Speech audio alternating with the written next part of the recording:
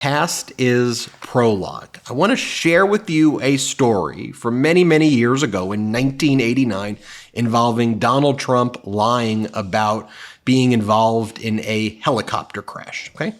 And then I want to talk about Donald Trump lying in the disastrous press conference he gave at Mar-a-Lago this week, where he entirely invented a false story stating that he was on a helicopter with the former mayor of San Francisco, Willie Brown, and their helicopter almost crashed. And while they were on the helicopter, Willie Brown said negative things about Vice President Kamala Harris, who at the time was his protege. I want to share with you the connections here, though. So first, let's go to the 1989 story. Here was the headline in 1989. Trump canceled plans to board doomed copter at the last minute. Now, an actual Trump Organization executive died in a helicopter crash in 1989. Donald Trump was not getting on that helicopter. He never was planning on getting on the helicopter.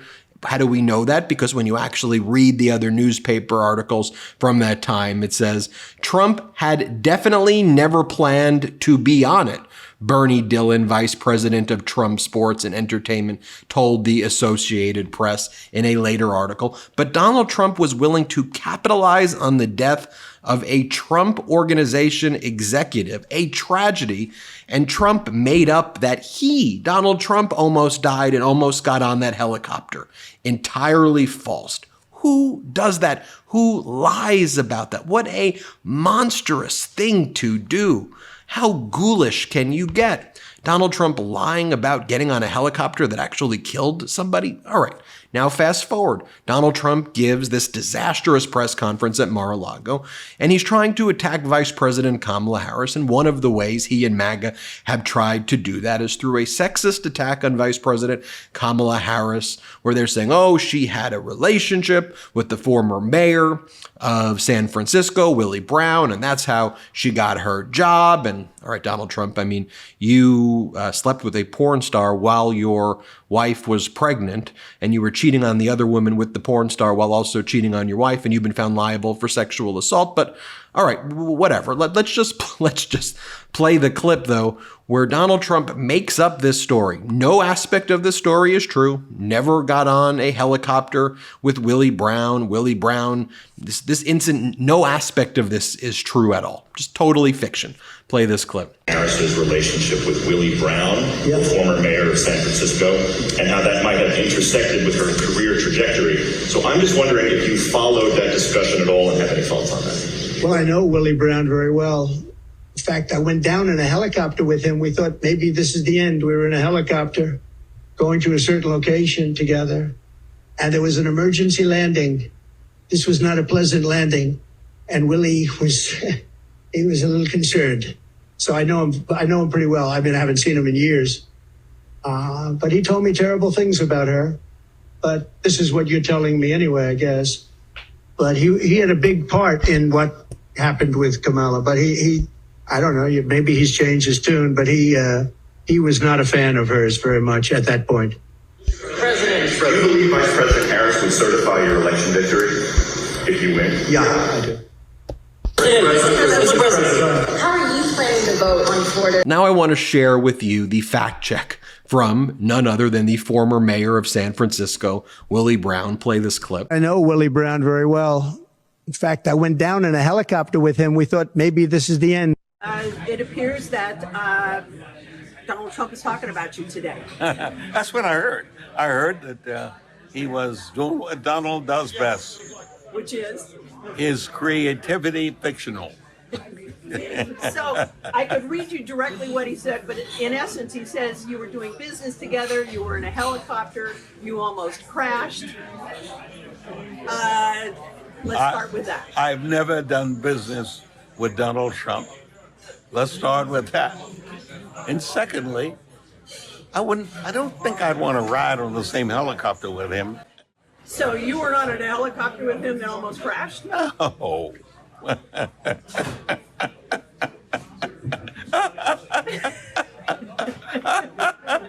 That's your answer, right? Okay. He's dreaming.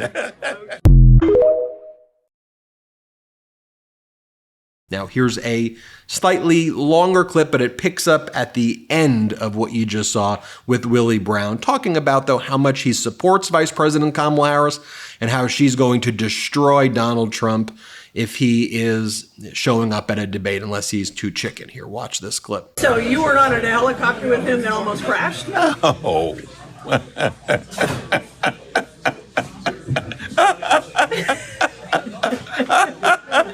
That's your answer, right? Okay. He's dreaming. Okay. I have heard you talk about Kamala Harris in only the most respectful, amazing ways. He's implying that you had negative things to say, maybe even locker room talk. Why would he say that? Well, first and foremost, I could not envision thinking of Kamala Harris in any negative way. She was a good friend, long time ago, absolutely beautiful woman, smart as all hell, very successful, electorally speaking. I was a part of every campaign that she's ever been involved in, supported her religiously, and will still do so. And I am just looking forward for the next 89 days. I just can't wait to get her in as president. So, as in a debate situation, who would you put your money on? I would think it will probably be unfair for her to debate Trump. He is so inept at debating. The absence of knowledge is appalling. I'm looking forward to hearing the announcement, because I'm going to Vegas and I'm going to put every nickel that I have on the results of that debate, and it'll all be on Kamala Harris. Well, I know Willie Brown very well. In fact, I went down in a helicopter with him. We thought maybe this is the end. We were in a helicopter going to a certain location together, and there was an emergency landing. This was not a pleasant landing, and Willie was he was a little concerned. So I know him pretty well. I mean, I haven't seen him in years, but he told me terrible things about her. But this is what you're telling me anyway, I guess.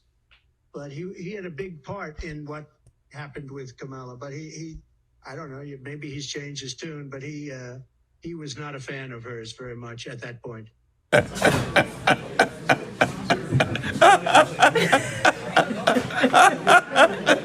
your answer, right? Okay.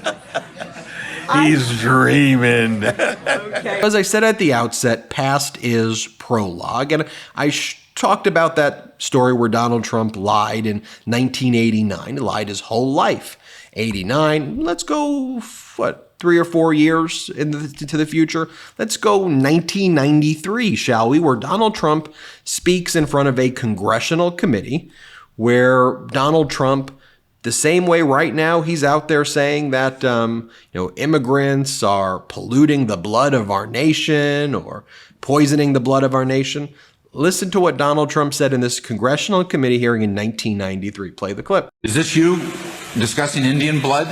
We're going to judge people by whether they have Indian blood, whether they're qualified to run a gaming casino or not? That probably is me, absolutely. Because I'll tell you what, if you look at some of the reservations that you've approved, you, sir, in your great wisdom have approved, I will tell you right now, they don't look like Indians to me, and they don't look like the Indians. Now, maybe we say politically correct or not politically correct. They don't look like Indians to me, and they don't look like Indians to Indians, and a lot of people are laughing at it, and you're telling how tough it is, how rough it is to get approved.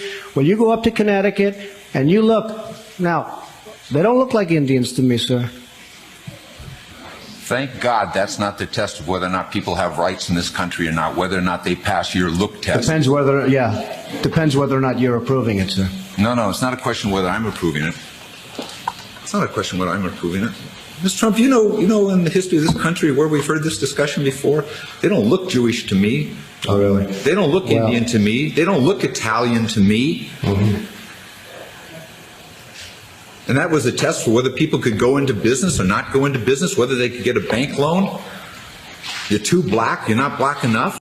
You notice the rhetoric is basically identical to his rhetoric today. Like, go fast forward to the Mar-a-Lago speech he gave this past week, where he said that the reason Vice President Kamala Harris turned black, and he said that she should be held accountable for that. Or again, just the most racist stuff imaginable. Here, play this clip. Mr. President, Kamala Harris's father is Jamaican American, and she went to a historically black college. How is she only recently deciding to be black? Well, you'll have to ask her that question because she's the one that said it. I didn't say it. So you'll have to ask her. And I very much appreciate that question, but you'll have to ask her. But I've known her for a long time. I actually contributed to her campaign a long time ago because I was a developer. I contributed to lots of campaigns of Democrats, Republicans, and some were liberal and some were conservative. But you'll have to ask her about that. But to me, it doesn't matter. But to her, from her standpoint, I think it's very disrespectful to both, really. Whether it's Indian or black, I think it's very disrespectful to both. To me, it doesn't matter. All right, now let's go back to the early 90s when Donald Trump did this interview with Roger Ailes. The same way Donald Trump, again, attacks migrants, Donald Trump is attacking Native American tribes here. And he's saying that we're going to be responsible for the biggest crime wave in America. Play this clip. Atlantic City's way up from last year, way up from the year before. It's having the best year it's ever had. And I don't say it's great for the country, but, you know, more and more you're seeing this. I will say this. I think the greatest crime wave in this country is going to be caused by the Indian gaming. I think it's totally out of control. I don't think it's properly supervised. The politicians are doing a tremendous disservice to what's going on. I mean, the great crime wave, the Al Capone crime wave of this time, of this generation, is going to be caused, in my opinion, by what's happening on the Indian reservations with respect to what I consider to be unsupervised gaming. And take a look at what Donald Trump's been posting this past week on his social media. He's posted like 1,000 times, post after post after post after post. Here's one photo that he posts where it's a photo of migrants, and then he writes above the migrants like HIV, polio, MS-13, rapists, you know, and again, this is who Donald Trump always has been, and always trying to find ways to scare we the people, to divide we the people, and hurt we the people. Let's take a look at some of the other kind of past his prologue, and let's take a look at what he's doing now. So during that Mar-a-Lago press conference, Donald Trump was asked how he's going to vote on Florida's abortion referendum with the very drastic reproductive rights rules where reproductive rights of women have been taken away. How are you going to vote, Donald? So Donald doesn't even know what the question means, basically. Trump's responsible for overturning Roe v. Wade. So he does this tactic he always does where he goes, I'm going to hold a press conference about it soon. We'll do a press conference. Watch what he says. Mr. President. Go ahead. How are you planning to vote on Florida's abortion referendum? On what? How are you planning to vote on Florida's abortion referendum this November? Well, I'm going to announce that. I'm going to actually have a press conference on that at some point in the near future, so I don't want to tell you now. But that's his tactic. That's what he always says, because he knows that the media will stop asking questions. What he didn't realize is that there's going to be media like the MeidasTouch network that's going to develop with this community out there, like with people like you helping build this network. But here's when Donald Trump said it. Let's take a look in 2015 or 2016 when Donald Trump said he was going to hold a press conference because people were, and should still be, very suspicious how Melania Trump got into this country. So Donald Trump said, I'm going to hold a very powerful press conference and I'm going to answer all of your questions. Never did that. And then he just runs out the time. That's his strategy. Play this clip. maybe she came in illegally, maybe. Let me tell you one thing. She has got it so documented, so she's going to have a little news conference over the next couple of weeks. That's good. That's good. I love it. I love it. They said, Melania Trump may have come into our country illegally, and how would that be for Donald Trump to be talking? Here's the only problem. She came in totally legally. I mean, you know, so that's one of those things. All right, but you'll see it in a little while. I said to her, no, let it simmer for a little while. Let them go wild. Let it simmer. And then, of course, that strategy affects, though, we the people as well. It always does. Like when Donald Trump lies and says his health care plan is coming in 2 weeks and it never arrives. And then he shows like a fakes, like a stack of blank papers and said, here's the plan. And there's nothing on there. And then we're just supposed to be like, oh, I guess that's a big plan. It's just like an empty stack of papers. But here's Donald Trump, for example, when it came to infrastructure. Same thing. He said, it's coming in 2 weeks. Here's what I'm going to be doing. Never came. President Biden and Vice President Kamala Harris passed infrastructure. Donald Trump lied, and Harris and Biden delivered. Play the clip. We'll talk about infrastructure. Pass a $1 trillion infrastructure plan. Who's better at infrastructure than Trump? We're going to rebuild the crumbling infrastructure. I want to rebuild our infrastructure first. Infrastructure. Infrastructure. Infrastructure. Infrastructure. Infrastructure. Infrastructure. Infrastructure. Infrastructure. Infrastructure. Thank you. Good job. Here's another example comparing Donald Trump's promises with his failures. Play the clip. Your companies won't be leaving Ohio under a Trump administration. General Motors is shutting down its plant near Youngstown, Ohio, and eliminating the jobs of nearly 1,700 workers. Foxconn, we broke ground on a plant that will provide jobs for much more than 13,000 Wisconsin workers. The $10 billion Foxconn investment in an LCD plant in Racine County that never arrived. That land remains mostly empty. Carrier, the workers are going to keep their jobs. They're not leaving this country. They're not going to leave this country. All of the workers have a great Christmas. Carrier will reportedly cut about 600 Indiana workers. President Trump vowed to protect those very jobs. So you go back to the 80s and the early 90s, and I think it's helpful to see these things because it tells you where he's going. You can get into his pathology, which I try to do, so you don't have to do it. And I'll leave you with this one. Here's Donald Trump talking about Ivana. This was posted about a week ago by the Republicans against Trump. Here, play this clip. I'll tell you truthfully, we don't have tremendous fights. We should have world record-setting fights, but we really don't. We get along very well, and there's not a lot of disagreement because ultimately Ivana does exactly as I tell her to do. See, wait a minute. Mayor chauvinist. Right, men? Is that right? Okay. And where's Ivana now? Ivana's buried in the back lot of Donald Trump's golf course with the shrubs growing over it, not being taken care of. How ghoulish can you be? Going back to what I said at the outset. It tells you everything you need to know about this person. Anyway, let me know what you think. Hit subscribe. Let's get to 3 million subscribers together, and let's make sure that the United States of America does not get buried in the back lot of Donald Trump's golf course. Our country's destined for greatness together, with joy, with prosperity, with a smile on our face, with love and hope and optimism. We're going to do this together. Thanks for watching. Hit subscribe.